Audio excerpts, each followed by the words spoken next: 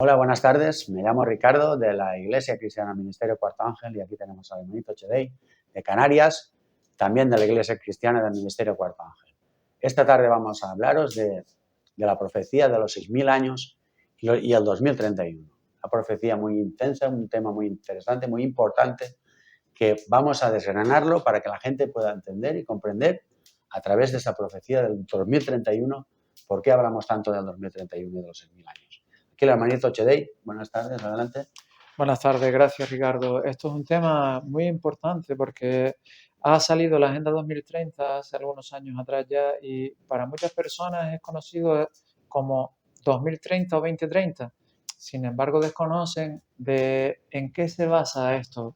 No me refiero a sus objetivos, sus propósitos, pero sí que esto es sobre 6.000 años. 6.000 años que son conocidos por el verdadero pueblo de Dios que justamente en el 2031 concluyen. Pero ellos, sabiendo ese dato, lo que han hecho es adelantarse un año más para que en el 2030 coincidan una serie de cosas que, si Dios quiere, las veremos en otro vídeo con más profundidad. Y en la Biblia, en la palabra de Dios, tenemos nosotros los ejemplos de por qué 6.000 años. Hay unos versículos muy importantes, vamos a leer Levítico 25, 3 y 4, porque nos dice, 6 años sembrarás tu tierra y 6 años podarás tu viña y recogerás sus frutos. Pero el 7.º año la tierra tendrá descanso, reposo para Jehová.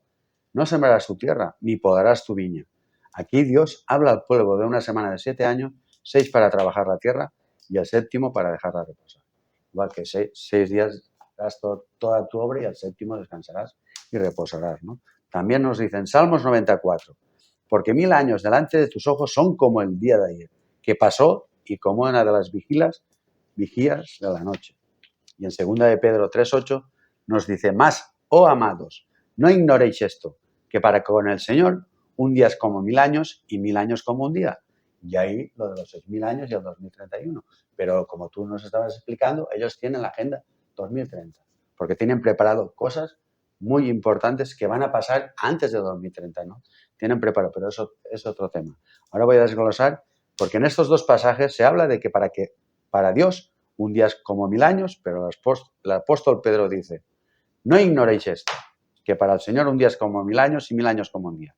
Pedro estaba advirtiendo sobre la semana de la creación, que un día de ella equivaldría a 1.000 años, porque él sabía que este mundo duraría 6.000 años y finalizaría. Él ya lo sabía, el apóstol. Y escribe este pasaje en relación a la creación y al diluvio que ocurrió en 1.656 años. Después de la creación, Dios advirtió a Noé que en 120 años vendría el diluvio. Al pueblo que se salió de Egipto, Dios le dio unos periodos de 50 años llamados jubileos, que si multiplicamos 120 años por 50 también nos da 6.000. También son 6.000 años de jubileo.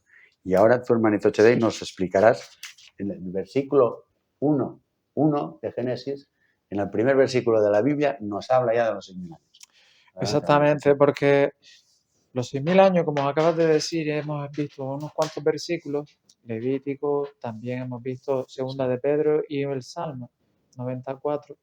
Hay un código, hay una equivalencia de que uno corresponde a 1.000. Por lo tanto, en los días de la creación, en la semana de la creación, tenemos ahí que 6 días equivaldrían a 6.000 años. De ahí es de donde salen.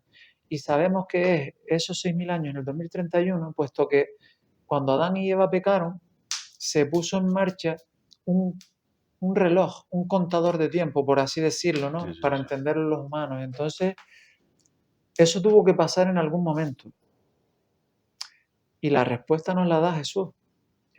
Claro, Jesús es el segundo Adán. El primer Adán, por lo tanto, como tuvo una prueba, el segundo Adán, que es Jesús, tuvo que superar por una prueba igual. Y entonces sabemos que Jesús vivió 33 años y medio y entonces fue crucificado. Del mismo modo, Adán y Eva estuvieron 33 años y medio sin pecar, hasta que a partir de entonces, cuando comienza con la entrada del pecado, ese tiempo llega desde ahí 6.000 años después, y eso es justo en el año 2031. Y nosotros vemos que esa profecía ya estaba escrita en Génesis 1.1, que es lo que voy a pasar a leer a continuación.